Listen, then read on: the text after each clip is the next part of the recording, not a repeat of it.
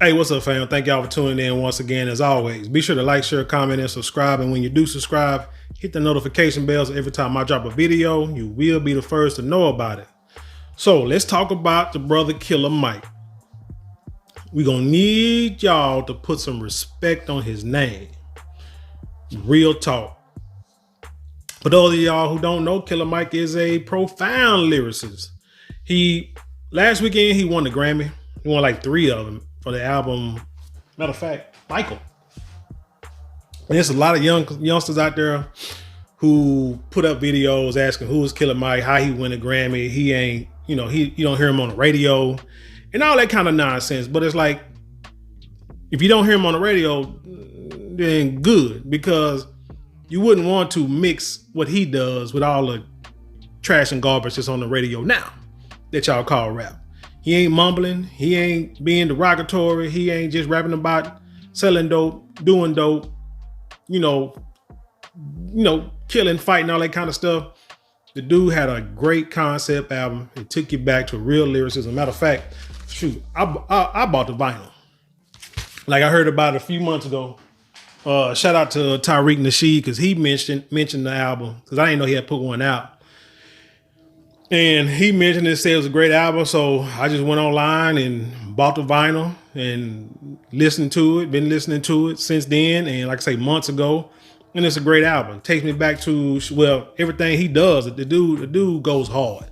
Lyrically, you youngsters can't mess with him. Goes back to like almost like Death Certificate days when Ice Cube did that album, and it was like a great concept album.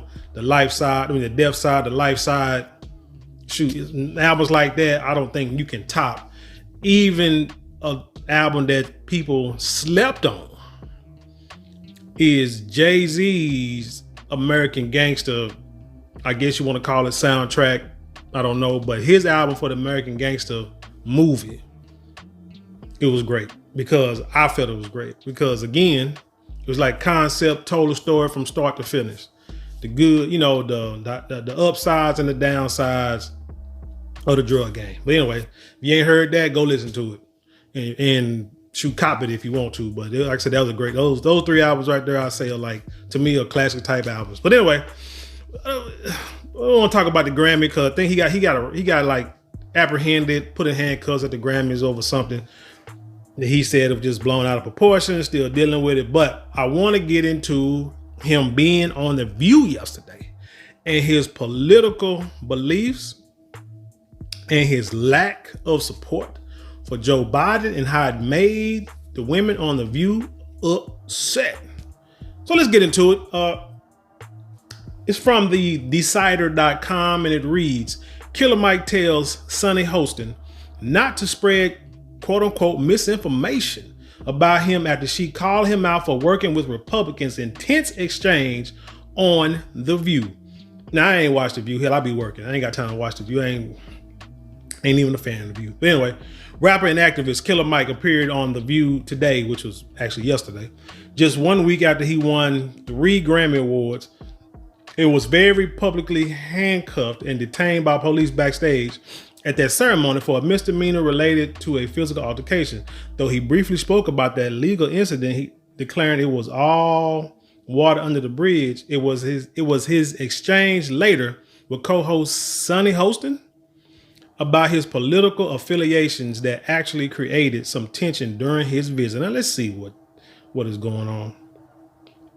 The Atlanta-based musician, whose real name is Michael Render, had brought attention to police brutality, racial issues, and systemic inequality through his political work and his music. When co-host Alyssa Farrah Griffith asked Mike why he's hesitant to endorse President Joe Biden for a second term, he said that he's currently more focused on hyper-local politics and encouraged others to do the same, criticizing the quote soap opera of federal elections. Translation: Joe Biden shouldn't be the president. Joe Biden just not there. He ain't gonna work. He ain't doing it for us. We've seen there was a story just recently in the last few days that came out that said Joe Biden's mental faculties are typical of an old man under a lot of stress. Let me say it like that. Saying that he can't remember certain things. And you can tell when he's up there talking a lot of times. And I covered it. I said that, what he needs to do is just read the teleprompter and then walk off. But him, like a lot of people, like to go off a little bit, go off the side a little bit and tell a story or try to personalize what they're reading or what they're summarizing. But then he mess around and he veers off the trail just a little bit. Instead of just staying on the median, he ends up in the ditch and then out there in the pasture. And then by the time they get him, it's too late. Everybody sees him out there and they got to run out there and get him and bring him on back to the road. They just let him just keep on going. And they just go out there and ride off in the sunset. That's Joe Biden's problem. His mind just ain't there. I mean, and Killer Mike know it, but he don't want to talk bad about the president because he's pretty much a staunch Democrat, which he has no problem saying it. But let's continue. He said, the soap opera of the federal election? And it is a soap opera. You got one guy whose mental faculties ain't there. You got another guy who's being prosecuted for voter fraud, trying to change the election back in 2020, who got sued by a woman and lost a case and got a judgment awarded against him for $83 million for what? I don't know. The woman would have never made that kind of money in her life.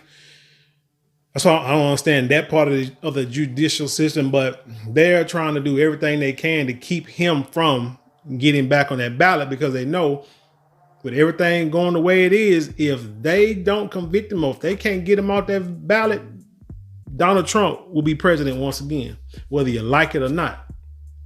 So that's what I know he's talking about, the soap opera. That's how I feel when he says the soap opera of the federal elections. But anyway, let's continue. He added that he's currently most concerned with the next mayoral election in Atlanta, saying, my most important election is going to be in about a year and a half for who's my mayor going to be. I think Andre Dickens is doing a great job around housing in Atlanta, and I don't want that to be lost. Even though we have a Republican governor, Brian Kemp, I have a good relationship with him. I like what he's doing with Georgia business. Mike continued adding, he's brought back the Hope Scholarship and expanded it. So if you're a kid in Georgia and you're poor and you got a B average, you can go to college for free or you can go to a trade school. Even in that case, I have said, okay, this governor is doing a great job. Let's go back to the local elections. I'm glad he said that, and I'm glad he was on national TV when he said it, with an audience that probably typically wouldn't pay him any attention or give him a time of day. But we know that, and we have stressed this many a times, your local elections are your most important elections. The people that really deals with your day-to-day issues are your local, your congressmen, your mayors, secretaries, whatever, who's ever in that mayor's office, in the city hall, the sheriff, those are the people that directly affect you on a day-to-day, everyday basis. So when you're paying taxes and you see that your tax money is not going to where you feel it should, you can always call your local politicians, reach out to them, call them, write them. I would say writing is better because that way you know it's on paper. Get your representative. Reach out to your representative. Get your representative to reach out to the representative and talk to your local politicians. Better yet, you can go down to the city council meetings if you have a problem. I myself went down to a meeting dealing with the water system in my city or my town, because I hear in this subdivision, this area, it's ridiculous. So we went down there, sat in on a meeting, gave my opinion, voiced my frustration, me and a couple other neighbors, which was sad because it was only like one or two of us down there, but it is what it is. Voiced the frustration, had somebody down there saying, hey, what we can do, we can vote these people out because they've been here for so long and they're good old boys and this, that, and the third. And she gave us all kind of details of what had been going on in the past and how that's jacked up our water system now, especially with the expansion that's going on in the city. That's one of them things that it's hurting us. So We messed around and I went and messed around, listened to the issues, listened to the facts, voiced my concerns. Next election that came around where we can vote them people out, voted them out. And, you know, my vote counted, I believe, more than the presidential election. Voted them out, got some new people in there, and they are working on improving the water system out here. That's how you do it.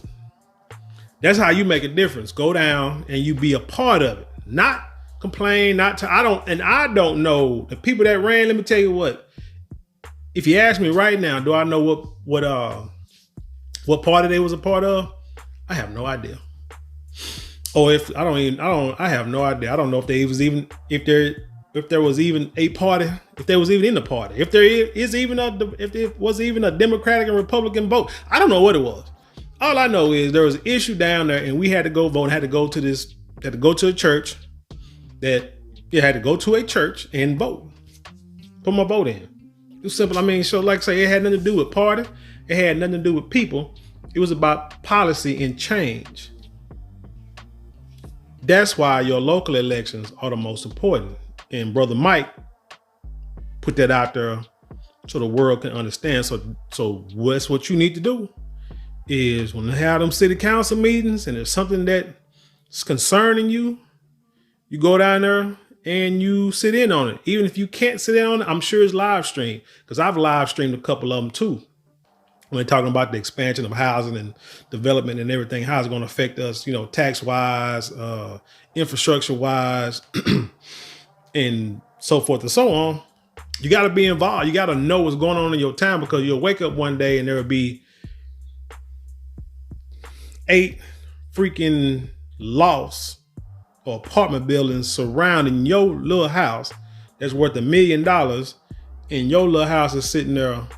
And next thing you know, you trying to figure out what the heck done happened, because all you want to do is complain about something, but you're not going down and making an effort. But anyway, let's get back to the story. Let's see. Let me go back. Even though we have a Republican governor, Brian Kemp, I have a good relationship with him. I'm just going to reread this because something about this I want to say too. I like what he's done with Georgia business. Might continue adding. He brought back the Hope Scholarship and expanded it. So if you're a kid in Georgia, you're poor, you got to be average, you can go to college for free, or you can go to trade school. Even in that case, I have said, okay, this governor is doing a good job. That is a good job. And he's a Republican. And Brother Mike understand it don't matter what party you are affiliated with. If you're going to do something that's good for the community, we all for it. Everybody should be for it. It shouldn't matter.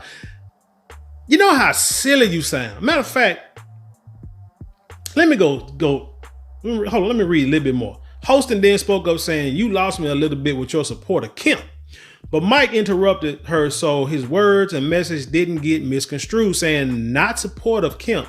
That's some misinformation.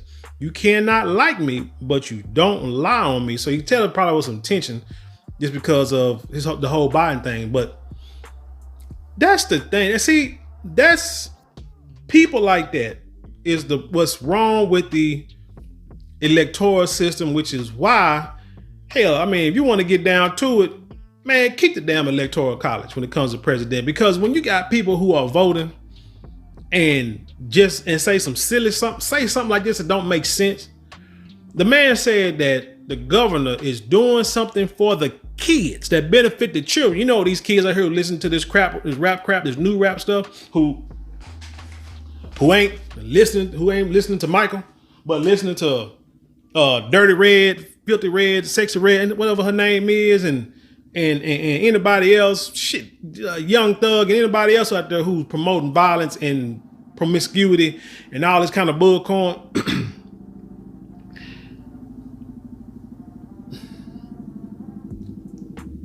The governor is trying to steer your kids, and really the parents, because the kid, he said the children, as long as you're making a B and you are poor, you can go to college for free. Now, there was a time I remember when in the black community going to college was a big thing, and it still should be. But now you see college tuition is so high, everybody taking out student loans, and we all going broke and in debt over student loans, getting jobs, and they ain't gonna never pay them student loans back, and we be paying them something back for the next 20, 30 years. That's why you can't most likely can't bankrupt them, and so the government can get their money because the tax debt is so much, and the government got to get their money back. But anyway, the government is trying to help poor kids. So which means you parents who call yourself parents, you should be working diligently to make sure your children, I'm gonna stop saying kid because that's a goat. Your children, you gotta make sure your children are making A's and B's in school. Now you might say, hey, you gotta go to work. Ain't really got time to be sitting there doing homework. That's bullcorn. You got time. I guarantee you got time. You ain't gotta do it all night. A little bit every day goes a long way. When my kids were younger, they'll tell you. Like you see them Instagram videos where people talking about, this reminds me of when me and my dad was, trying to learn math, my dad trying to teach me math. And you see how these people will blow up with these kids and be fussing and cussing and stuff like that and get all upset.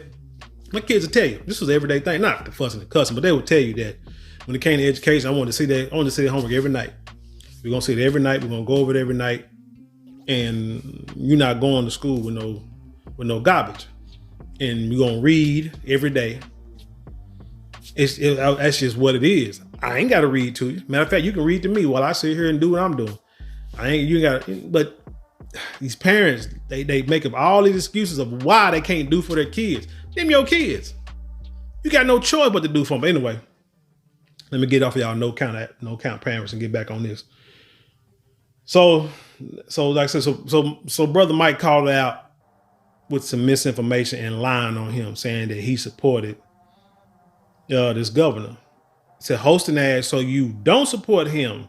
You like his policies? You see, asking a silly question again. Mike clarify, he's the governor of my state, so I have to be involved with him because I can't divorce myself. If you criticize someone, don't lie. Don't say that I didn't support Stacey Abrams because I did. He said, mercy. Don't say that I don't support Democrats because I do. But if someone is in the king's seat, I'm not gonna not have dinner with the king on behalf of my people. That's a smart man. That is a brilliant man. That is a man I can get behind and approve that message. Because y'all remember Brother Ice Cube a few years back, him and some other black people came up with the plan for Black America. And Brother Cube, or Brother Jackson, Brother O'Shea, said he wanted to talk to Republicans and Democrats. Well, but when he said he wanted to talk to Republicans, boy, black folks lost their mind. And he basically said the same thing Killer Mike was saying. Whoever's in office, you have to have a relationship with them, whether you like it or not, because they're controlling your lives. How silly of it would it be for this heifer here? What is her name? Stacey. What is her name? I can't remember her dang on name. Hostin. How silly does that sound? That you gotta, because the guy's a Republican, the governor is a Republican, you're not gonna support him. You're not gonna talk up anything he's doing, even if it's to help the kids. And we see how bad the world is getting. But because he is a Republican, you gonna crap on him and everything he do? What? That's what it doesn't make sense. Make it make sense. Oh, I said I wasn't gonna say it no more, but make it make sense. This is why, again, some people shouldn't vote. This is why, just like in elementary, junior high, high school, I said this before, elections are a popularity contest. Because I ain't gonna say no one, but most of the people that you hear talking publicly don't vote on the issues, on the policies. They vote on their people, who their mama and daddy told them to vote, and who other black folks say they voting for. Democrat, what they do for us? I don't know. Nothing. Democrat. Why are we voting for them? Because they're Democrat. Why? Because Republicans are racist. Hell, they all racist. What are you talking about? But personally, is it going to benefit you personally? If you vote for this person, is there anything this person is doing that's going to help your living condition or help the living condition of the people around you? Shoot, I know Brother Mike or myself, and not even Ice Cube, shoot, we couldn't. I know on them levels. I'm just saying, just understand. Just ride with me here. We cannot individually do what the governor of Georgia is doing on that landscape. I could probably say, hey, I got so much amount, this a certain amount of money for one child that if they make B's, A's and B's, the lowest grade you can make is a B through your whole tenure. If you graduate with B's, that I will pay for you to go to school to a community college. You can go to school for free. I could probably do one person. Brother Mike and Brother Q, they can probably do dozens, if not hundreds, maybe. They could probably do, way more than I can. But the governor, he can do it he got the power to do it for every kid in the state. But because he's not a Democrat, you say, forget them kids. It's basically what you're saying. Hostin went on to point out several of Biden's achievements which have benefited Black Americans, which Mike applauded, and added that there are many things that the Biden administration is doing that he supports. Still, he maintained that his priority is supporting and participating in local politics. Follow the people you like, hyper local, he said as the segment ended. And basically, to summarize, to end it, it's you start at home. If you want to make change, even in the scriptures, it goes back to the beginning of time. You fix home first. So if you got problems in your house, you discipline your kids, you clean yourself up, you become a positive example to your children. And if everybody does that, now you have a neighborhood of positive people. Even if everybody don't do it, you still do it. You be that person that your children and your family members and other kids too, you'd be surprised who's watching. The friends of your children, you be the person that could be the role model. I've known people who will say they've raised, like not necessarily raised, but all the kids used to come to their house and looked up to them and this and the third. And they had their own parents. But certain people, put off positive vibes and the kids respected that. Be someone that the kids can respect, the community can respect. Then also, like I say, the local elections, you get involved in that. So you look at the politicians. Don't just ride by them big old signs and don't look at them because there's a bunch of white people on the signs. And then you ride, and then one day you see one black person on there and say, oh, wait a minute, who is that? But then you say, oh, he want to be sheriff. He one of them people. And you keep riding. No, you don't do that. You say, okay, this person is running for mayor. This person is running for Congress commissioner in this district, and this person is running for sheriff. This person is running for this, that, and the third. And then you find out what are the issues that they're debating on, that they're running on. And then you go down there and you cast your vote. It's simple as that. But shout out to Killer Mike. Great interview as always. Great album. Y'all need to go and pick it up. And I'm glad he put this woman in check, because what she was saying, you just sounded dumb. But I'm quite sure there's still going to be a lot of people who still are going to support her because they just hate Republicans that much. But that means you hate your kids even more. That's all I got. Tell me what you think about this story. Leave your comments below and then share it with the world. And with that being said, I leave you in peace. And I'll see you